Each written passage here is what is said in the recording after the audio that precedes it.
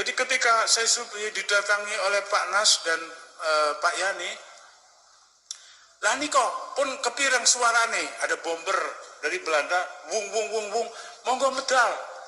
Kata Kiai Subhi, Allahumma bihaqi Muhammadin, stop. Ini kan kayak orang gak normal ini. Demi Nabi Muhammad, stop. Itu pesawat bomber Belanda kayak nabrak Grand Canyon, hancur lebur di situ. Ini matanya Ahmad Yani, matanya Pak Nas melihat sendiri. Bagaimana beliau tidak yakin?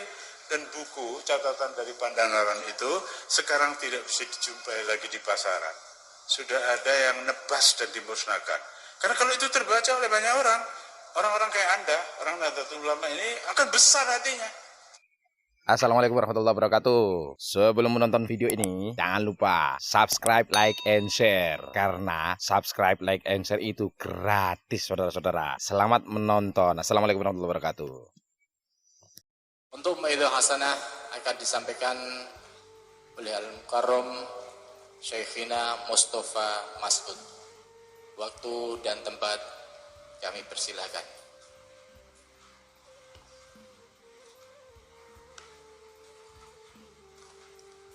Assalamualaikum warahmatullahi wabarakatuh. Alhamdulillahirabbil alamin wa bihi nasta'in ala umuri dunya waddin.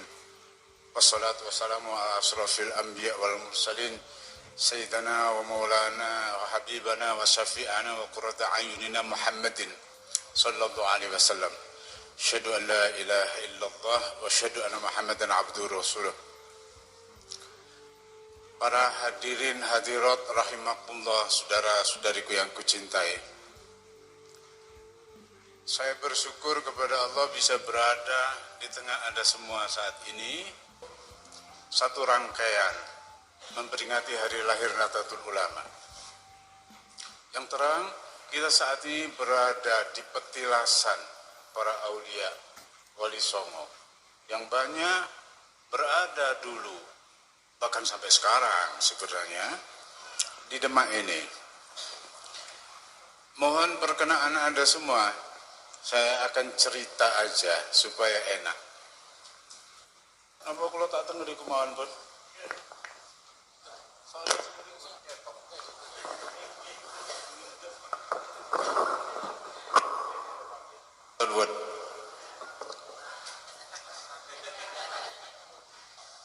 Sekarang saya mau cerita tentang Kiai Hasyim Asy'ari. Satu ketika dulu Kiai Hasyim Asy'ari pulang dari Menes, Banten, waktu muktamar zaman Belanda. Beliau singgah di Tegal, di Pekiren Tegal. Mampir ke tempat Kiai Ubaidillah. Kiai Ubaidillah itu Kiai kampung, langgarnya pring doyong ate rubuh. Jadi anak-anak Tegal itu kalau sore sudah makan jam 5, nyore namanya. Di Tegal, di Pekalongan itu nyore. Jadi anak-anak sudah nyore lalu kumpul maghrib. Sudah sholat maghrib, dapat giliran ngaji. Surat-surat pendek satu. Sudah itu sholat isya. Habis sholat isya, Pak Kiai Ubaid mengajar kitab. Tapi satu ketika, beliau nggak bisa sholat tahajud di musolanya, di langgarnya. Sebab banyak ikan pindang penuh itu. Anak-anak di bawah 10 tahun itu. Jadi beliau sholat tahajud di rumah, tapi karena Tegal itu kayak sini, gerah modelnya, sumuk gitu, jadi kayak di Demak ini, Pak Kiai lalu duduk di serambi. Dilihat ada cahaya bersinar kayak spotlight pasar malam itu. Loh, kok ada gini di sini? Bergetar hati beliau melihat ada spotlight datang dari langgar itu. Besok juga gitu, beliau ngintip, dilihat ada satu anak yang tidur, tapi mengeluarkan cahaya. Hari ketiga dilihat masih begitu, Pak Kiai sudah punya konsep, beliau bawa air segelas dan obat nyamuk bakar, melawan silau, sinar itu di mata beliau. Diparani anak yang mengeluarkan cahaya itu, sarungnya, pinggirnya ditunjuk obat nyamuk, dibolongi. Terus disiram air, beliau keluar. Kalau sudah waktu fajar, nggak ada lagi sinar itu. Beliau masuk, sholat. Anak-anak bangun semua. Sapa ngempol? Anak-anak meraba-raba sih. ada yang ngacung satu, Said. Oh Said. Ya wes ganti sarung kowe. Padahal enggak najis itu akalnya Pak Kiai Ubed aja untuk menandai siapa yang keluar sinar ini. Pagi dipanggil, ono apa kowe Ed? Mboten nonton apa-apa. Ono apa? Didedus nggak ngaku. Sampai siang tetap nggak ngaku. Setiap malam ada cahaya. Sampai 40 hari tidak bisa diinterogasi Said kecil ini. Kowe sik ngakoni aku yaimu po? Ya nggih Mbah. Ngaku ra. Dereng poyan. Ya poyan kowe. Nggih. Malam itu diintip oleh Kiai Ubed, ternyata Said tidak tidur, duduk kayak Anda begini, bersila. Di depannya ada 3 orang, Rasulullah, Nabi Khidir, Syekh Abdul Qadir Jailani. Itu Pak Kiai Ubed ngeblak. Tapi yang dasar Kiai, Said diinden jadi menantunya. Dan memang betul jadi menantu. Said bin Armia, menantunya Kiai Ubed, itu bapaknya Gus Ahmad di Pegiran. Tapi bapaknya ternyata diajar oleh Rasulullah sendiri. Ini NU yang mengkristal itu. Seperti yang dilihat 15 abad yang lalu. Satu ketika Kiai Hasyim Asy'ari singgah ke Pegiran gitu. Kok Kiai Hasyim Asy'ari tahu? Nah ini, kesamaan gelombang dari orang-orang yang tingkatnya saleh dan dalam kewalian. Udah bertamu, dihormat, diberi suguhan, diajak makan, sholat berjamaah. Terus pada saatnya keparang kula badhe wangsul. Nggih matur nuwun rawuhipun Mbah Yai, kata Kiai Ubed kepada Kiai Hasyim Asy'ari. Kula sing matur nuwun, keparang badhe nyuwun pirsa napa? Nek wonten tiyang sedo ahli waris X, Y, dan Z. Dereng dibagi si E meninggal. Kan masalah munasakhoh. Nggih. Nek menurut Muhammad An-Nawawi fatwai ngeten. Nek menurut Ibnu Hajar Al-Asqalani ngeten. Nyun sewu. Panjenengan kata Kiai Hasyim Asy'ari, mrayogeke fatwa ingkang pundi? Imam Nawawi napa Ibnu Hajar Al-Asqalani? Oh nggih. Nyun sewu, napa panjenengan sampun niat saking Jombang? Dereng, nembe mawon timbul idenya. Tak aturi kundur Jombang riyen, diniati saking Jombang, mangke diatur kiten kula, tak jawab pasti maslahat.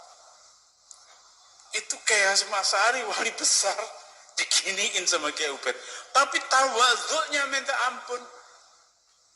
Ini contoh akhlak dari Kiai Hasyim Asy'ari, kakeknya Gus Dur ini. Orang yang begitu rupa tinggi kalibernya, tetapi tidak pernah menempatkan dirinya tinggi. Beliau selalu merasa slow down, merasa ikhtiram dan tawadhu kepada Kiai Ubed itu. Contoh ini, saudara-saudariku yang kucintai, anak-anakku, harus menjadi animo kita. NU memang bersejarah, Kiai Hasyim Asy'ari luar biasa. Van der Plas, Yahudi penasihat ahli tentang Islam, Islami Sezaken, yang terakhir. Yahudi itu. Apal Quran juga. Dia melakukan pendekatan. Kalau ada orang-orang Indonesia yang sekolah di LP School, kamu hebat. Kamu ngerti bahasa Belanda, kamu ngerti psikologi, ngerti etnologi, ngerti sosiologi, di manajemen. Masa depan Islam di tangan kamu, top. Iki apa iki? Gombalmu kio. Jadi orang-orang yang tradisional ini adu dombanya Yahudi, Van der Plas ini. Orang yang sekolah di sekolah Belanda, dipuji-puji, kamu hebat, masa depan Islam di tangan kamu, oke. Ini racun yang ditanam Belanda.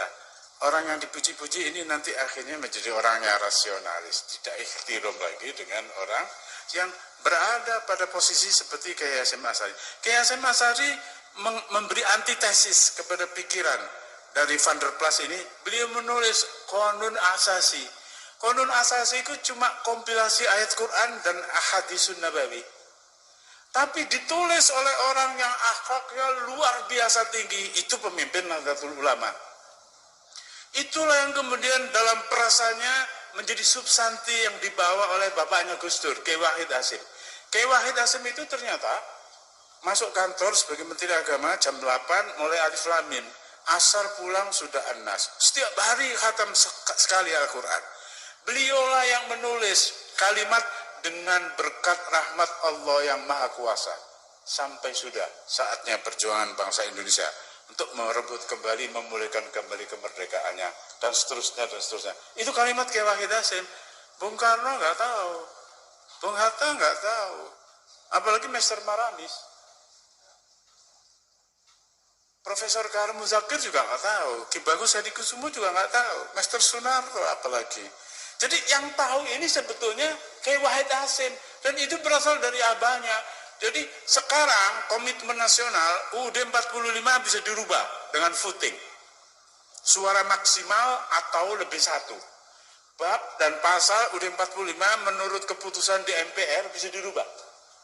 Tapi mukadimah nggak bisa diotak-atik. Jangankan mukadimah, satu kalimat diotak-atik, ambruk Republik Indonesia ini. Jangankan satu kalimat, satu kata. Jangankan satu kata, satu huruf cuil, ambruk Republik Indonesia. Ini luar biasa saktinya mukadimah UUD 45. Tidak ada konstitusi di seluruh dunia yang setara dengan ini. Declaration of Independence di Amerika, Woodrow Wilson dan George Washington dan juga Abraham Lincoln, nggak sampai segitu. Jadi ini pekerjaan wali besar yang dipandang oleh Rasulullah 15 abad yang lalu, yang dipandang oleh Syekh Abdul Qadir Jailani. Tetapi dengan Kiai Ubed masih begitu hormat. Aku rindu saudara-saudari yang aku cintai dengan akhlak Nahdlatul Ulama yang seperti ini. Jenderal Abdul Haris Nasution menulis buku memoir, judulnya Catatan dari Pandanaran. Beliau tulis, kami, dalam kurung TNI Angkatan Darat, kami tidak bisa membayangkan lagi nasib negara proklamasi ini. Jika tidak sejak masa proklamasi sampai penyerahan kedaulatan RI di Den Haag, kerjaan kami keluar masuk pintu rumah kiai-kiai sepanjang utara pantai Jawa. Beliau yang mendoakan, beliau yang nasihati, beliau yang nolong, beliau yang kasih logistik. Jadi Abdul Haris Nasution itu ngerti banget posisi ulama, dan kulluhum Nahdlatul Ulama. Sampai satu ketika perjalanan beliau-beliau itu dengan kiai-kiai, satu ketika datang ke rumah Kiai Subhi di Parakan Temanggung. Pak Kiai nyuwun pandonga, Pak Kiai, wonten napa Pak tentara, kata Kiai Subhi. Niki Belanda saking kali Banteng badhe ngebom Meguwo ten Yojo. Nyuwun pandonga panjenengan kersane mboten siyos. Oh nggih. Allahumma bihaqqi Sayyidina Muhammadin, kata Pak Kiai Subhi. Berarti beliau selalu merasa dipandang oleh Rasulullah. Maaf saya meloncat cerita. Ada orang datang kepada saya, orang yang biasa membantu saya nyetir mobil saya. Dia mengadu bla bla bla bla. Kowe golek wong sing paling sepuh nang gone kangmumu. Ono ora? Wonten. Matur dhek. Jadi kalau saya kasih nasihat, barangkali kurang antep, saya suruh dia pergi ke orang tua. Begitu ketemu seorang di Wali Kukun, namanya kampungnya Gedung Gudel, namanya Mbak Maksum. Mbak Maksum itu didatangi, bener iku sing dikongkon karo bosmu. Ikuti aja. Saya penasaran kok belum tahu bisa ngomong gitu. Saya paranin. Ternyata seorang usia 92, sekarang 96. Orang usia 92 masih nyangkul, makanya dari keringitnya sendiri. Itu tipikal orang NU. Jadi beliau itu tak pikir kepalanya gini sudah rusak, lehernya barangkali rusak. Tapi ketika saya duduk di sebelah kanan beliau, Mbak bareng matanya, nggih, loh, kepalanya normal. Rupanya Mbak Maksum ini selalu merasa di depan beliau ada Rasulullah. Setiap hari membaca Sallallahu Alaihi Muhammad 1000 untuk dunia dia, 1000 untuk barzah dia, 1000 untuk akhirat dia, 1 untuk gandeng ke sesuk. Jadi setiap hari dia baca 3001 Sallallahu Alaihi Muhammad, Sallallahu Alaihi Muhammad, Sallallahu Alaihi Muhammad. Saya sejak mendengar itu tak tiru, tapi memang rasanya lain. Makanya tadi Anda saya ajak yang simpel dan gampang. Rasulullah nadiri, sing temen teko ati. Rasulullah syahidi, Rasulullah ma'i. NU harus sering memberi inner suggestion, mensugesti diri sendiri seperti itu. Saya orang sembrono. Ahli sunnah wal jamaah itu artinya merasa Rasulullah berada di depan kita, walaupun beliau sudah 15 abad yang lalu lewat. Insya Allah hikmah dari kita berkumpul malam ini untuk hal Syekh Abdul Qadir Jailani, supaya kita bisa merasakan Syekh Abdul Qadir Jailani itu hidup. Barangkali akan saya ceritakan supaya gampang. Ada cucu Syekh Abdul Qadir Jailani yang ke-17, guruku, namanya Syekh Muhammad Nadim. Beliau PhD on Chemistry dari Istanbul University. Beliau wafat bulan Syaban yang lalu.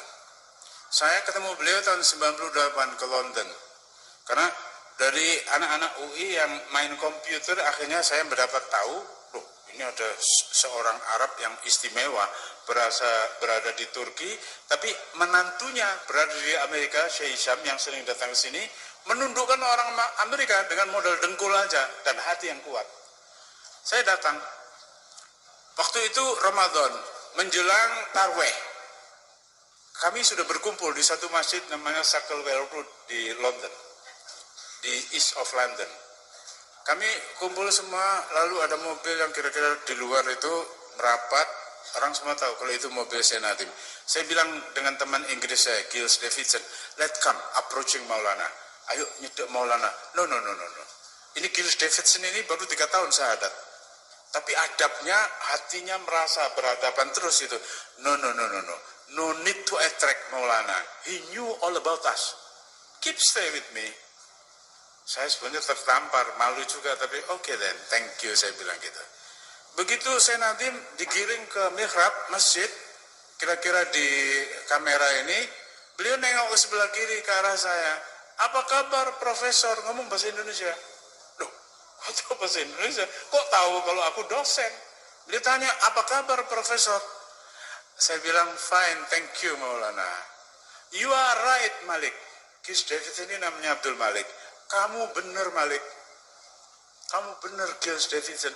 Jadi pembicaraan kami berdua tadi di sana, berapa itu kira-kira? 60-70 meter itu. Kedengaran. Bagaimana Rasulullah?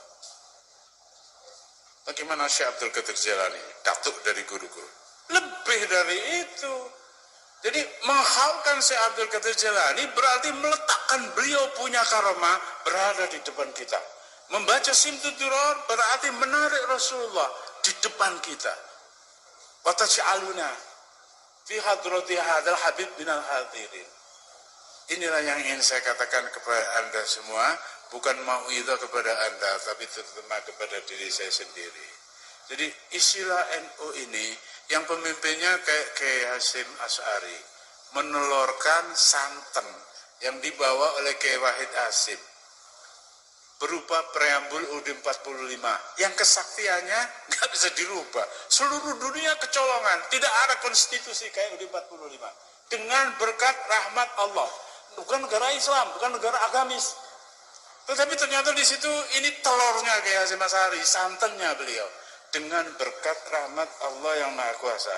Jangankan Maramis, Manado yang Kristen itu, mana ngerti dia? Bung Karno pun tidak, Bung Hatta pun tidak, Master Sunario juga tidak, Ki Bagus Hadikusumo juga tidak, Profesor Karim Muzakir juga tidak, Suyono Cokro Abikusumo atau siapa namanya, nggak ada yang ngerti, itu Wahid Hasyim. Karena memang beliau menghadap Allah terus. Masa ono menteri kita esok maca Quran asar wis tamat. Mana ada yang seperti. Tapi itulah NU yang sebenarnya. Mudah-mudahan rahmat Allah, berkah Rasulullah, berkah Syekh Abdul Qadir Jailani, berkah Kiai Hasyim Asy'ari, berkah Sunan Kalijogo, berkah dari Raden Fatah, berkah dari Pangeran Tenggrono dan semua aulia yang ada di sini limpah kepada Anda semua. Anda tidak akan dibiarkan oleh Allah dengan bersungguh datang melampaui hujan untuk menghalalkan Syekh Abdul Qadir Jailani kecuali diberi anugerah oleh Allah. Barang siapa mendekat pada aku sejengkal tak song-song sehasta. Kalau datang kepada aku dengan gontai, aku yang datang kepada dia dengan sigap. Saya mohon maaf, saya cuma bisa cerita-cerita aja supaya Anda berpikir sendiri. Jangankan Allah, jangankan Rasulullah. Jangankan seperti Mbak Maksum di Kedung Gudel, Wali Kukun Ngawi. Jangankan sampai ke Rasulullah, orang yang kayak begitu aja demikian martabatnya. Jadi ketika saya didatangi oleh Pak Nas dan Pak Yani, lah niko pun kepirang suarane, ada bomber dari Belanda, wung wung wung wung, monggo medal. Kata Kiai Sufi, Allahumma bihaqi Muhammadin, stop. Ini kan kayak orang gak normal ini. Demi Nabi Muhammad, stop. Itu pesawat bomber Belanda kayak nabrak Grand Canyon, hancur lebur di situ. Ini matanya Ahmad Yani, matanya Pak Nas melihat sendiri. Bagaimana beliau tidak yakin? Dan buku catatan dari Pandanaran itu sekarang tidak bisa dijumpai lagi di pasaran. Sudah ada yang nebas dan dimusnahkan. Karena kalau itu terbaca oleh banyak orang, orang-orang kayak Anda, orang Nahdlatul Ulama ini akan besar hatinya. Jumlah kita yang banyak hanya akan dipakai untuk menjadi voters dalam pemilihan. Tetapi hal-hal yang sebenarnya kalau tidak kita sendiri, kalau tidak Anda sendiri yang menghidupkan sebagai ruhaniyah untuk berhadapan terus dengan Allah, untuk berhadapan terus dengan Rasulullah, dengan aulia, insya Allah dengan begitu Nahdlatul Ulama akan survive, akan menjadi everlast. Insya Allah yang saya katakan ini adalah keyakinan. Mudah-mudahan kalau benar Allah sendiri yang akan memudahkan untuk kita. Kalau salah, mudah-mudahan saya diampuni oleh Allah beserta Anda semua. Allahumma ja'al majlisina hadza awwaluha sholaha. Ya Allah, jadikan majlis di Serambi Masjid Demak ini adalah tata kami untuk merasa makin pantas mendapat ridhomu, ridho Rasulullah. Awwaluha sholaha wa awsatuha najaha wa akhiruha falaha. Awwaluha rahmah wa awsatuha ni'mah wa akhiruha maghfiratan wa takrimatan wa barakatan wa rahmah. Allahumma nawwir qulubana binuril iman. Allahumma nawwir qulubana binuril Islam. Allahumma nawwir qulubana binuril ihsan. Allahumma nawwir qulubana binuril Quran. Allahumma nawwir qulubana binuri awliyaikal kiram. Allahumma nawwir qulubana binuri asuril khurum. Binuri sahri Rabiul Awal wa Rabiul Tsani. Allahumma nawwir qulubana binuri Sayyidina Muhammadin sallallahu alaihi wasallam. Allahumma ja'al akhir kalimatina qaula la ilaha illallah Muhammadur Rasulullah. Khususnya di 7 tarikan napas yang terakhir kami nanti di depanmu ya Allah, di sebelah Rasulullah, di sebelah Imam Mahdi, dan di sebelah aulia yang menjadi pembimbing dan mursyid kami. Jangan lepaskan kami yang suka lalai ini ya Allah. Padukan temali hati kami dengan Rasulullah, dengan aulia. Mudah-mudahan kami tidak akan terpleset di kehidupan ini, melainkan segera dapat ampunanmu. Ya Rasulullah, mohonkan kami ampun kehadirat Allah. Seperti kata Quran, walau annahum idzalamu ja'uka fastaghfaru lahumur rasul la wajadullah tawwabar rahima. Astaghfirullahaladzim. Astaghfirullahaladzim. Astaghfirullahaladzim. Min kulli ma yukhalifu dinal Islam, min kulli ma yukhalifu syariah, min kulli ma yukhalifu tariqah, min kulli ma yukhalifu haqiqah, min kulli ma yukhalifu al-azimah, min kulli ma yukhalifu al-ma'rifat ya arhamar rahimin. Insyaallah kita pulang dari Serambi Masjid ini, dosa kita menjadi bersih karena Rasulullah menjaga kita. Syekh Abdul Qadir Jalani bombong ten sampean sedoyo. Tungone mbuh apa bentuke keberkahanipun. Kiai Hasyim Asy'ari insyaallah mendoakan kita agar kita mukhlis, mutawadhi, selalu menghargai orang. Jangan suka cari kesalahan temennya. Jangan suka bergunjing. Ayu khibu ahadukum ayyakula lamahi maitan fakarihtumu. Mudah-mudahan kita bubar dari majelis ini sesuai dengan cita rasa dan tujuan ke-NU-an. Kita akan dibukakan altar perjalanan kita kepada Rasulullah, ke hari kiamat, ke mahsyar, mendapat syafaat dan mendapat ridha Allah. Terima kasih atas perhatian Anda semua untuk hal-hal yang saya katakan dari hati saya ke hati Anda. Mudah-mudahan saling mencinta di antara kita, dirahmati dan diberkahi Allah. Mohon maaf kalau ada hal yang tidak pas dari yang saya kemukakan. Aku qouli hadza wa astaghfirullahaladzim li wa lakum wa lisairil muslimin wal muslimat fastaghfiru fa ya khairul mustaghfir fa ya taibin walhamdulillahirabbil alamin. Assalamualaikum warahmatullahi wabarakatuh.